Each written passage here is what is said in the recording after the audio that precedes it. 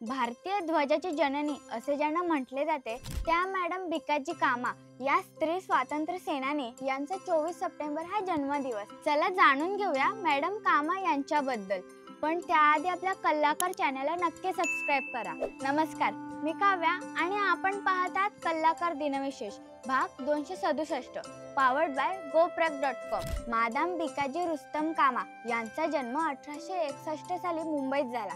भिकाजी कामा यांना शिक्षणाची फार आवड होती, म्हणूनच त्यांनी स्त्रियांना शिक्षण घेणे प्रतिकूल असलेल्या काळात अभ्यासात चांगली प्रगती केली। त्यांना इतिहास, समाजकारण व परदेशातील घडामोडी याविषयी जाणून घेण्याची ओढ होती। अलेक्झांड्रा गर्ल इंग्लिश इन्स्टिट्यूशन मधून त्यांनी त्यांचे शिक्षण पूर्ण केले। तेव्हा इंग्रजांची राजवट होती। ही राजवट उलथवून टाकण्यासाठी पुरुषांबरोबर श्रीमती भिकाजी कामा यांनी सक्रिय सहभाग घेतला। 1896 साली मुंबईत भीषण प्लेगची साथ पसरली। या साथीत हजारो लोक मृत्युमुखी पडले। त्यांनी निर्धाराने प्लेग रुग्णाच्या सेवेत स्वतःला झोकून दिले। सेवेत असताना त्यांनाही प्लेग सदृश्य संक्रमण झाले। तब्येत खालवल्यामुळे वैद्यकीय सल्ल्यानुसार उपचारांसाठी त्यांना 1902 मध्ये युरोपमध्ये पाठवले गेले। तेव्हा त्यांना कल्पनाही नव्हती की त्यांना त्यांचे अर्धे आयुष्य परदेशातच काढावे लागेल। 1905 साली त्यांची दादाबाई नौरोजी यांच्याशी भेट झाली। त्यांनी त्यांच्या सेक्रेटरीचे काम हाती घेतले। 1907 साली जर्मनीतील स्टुटगार्ट येथे आंतरराष्ट्रीय समाजवादी परिषद भरली होती। मादाम कामा यांनाही तिथे आमंत्रण होते।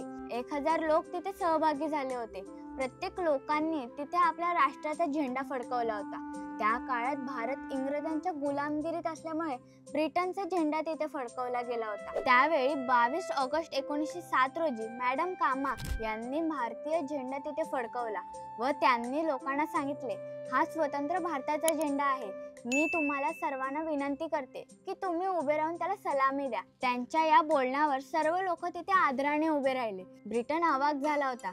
त्या ठिकाणी त्यांनी ठाम शब्दात सांगितले, इंडिया मस्ट बी फ्री। हा ध्वज पिवळा, लाल, हिरवा अशा 3 रंगांचा होता। त्यावर देवनागरी लिपीत वंदे मातरम लिहिले होते। 8 कमळे 8 राज्याचे प्रतिनिधित्व करणारी होती। हा झेंडा पुण्यातील केसरी मराठा ग्रंथालयात अजूनही संग्रहित ठेवण्यात आला आहे। हा प्रसंग भारताच्या स्वातंत्र्य दिनाच्या इतिहासातील पहिला आंतरराष्ट्रीय क्षण मानला जातो। 1909 साली त्यांनी वंदे मातरम नावाचे पत्र सुरू केले। तलवार या मॅगझिन मधून त्या आपले विचार मांडत असत। त्या काळी स्त्री पुरुष समानतेविषयी आवाज उठवणाऱ्या थोर नेत्यांपैकी एक होत्या। ब्रिटिश सरकार त्यांच्यावर सतत लक्ष ठेवून होते। त्यांना भारतात परत जायचे असेल तर त्यांनी भारतीय स्वातंत्र्य लढ्यापासून दूर राहावे अशी अट ब्रिटन सरकारने टाकली होती। परदेशात राहूनही त्यांनी भारताच्या स्वातंत्र्याची ज्योत तेवत ठेवली होती। स्वातंत्र्यानंतर मुंबईतील महाराष्ट्र सचिवालय रोड याला मादाम कामा रोड असे नाव देण्यात आले आहे। 1962 ला प्रजासत्ताक दिवशी मादाम कामा यांच्यावरील पोस्टाचे तिकीट काढण्यात आले। भारतीय तटरक्षक दलातही त्यांच्या नावाची नौका दिमाखाने मिरवत आहे। अशा या थोर स्वातंत्र्य सेनानींना आमच्या कल्लाकर टीम कडून मानाचा मुद्रा।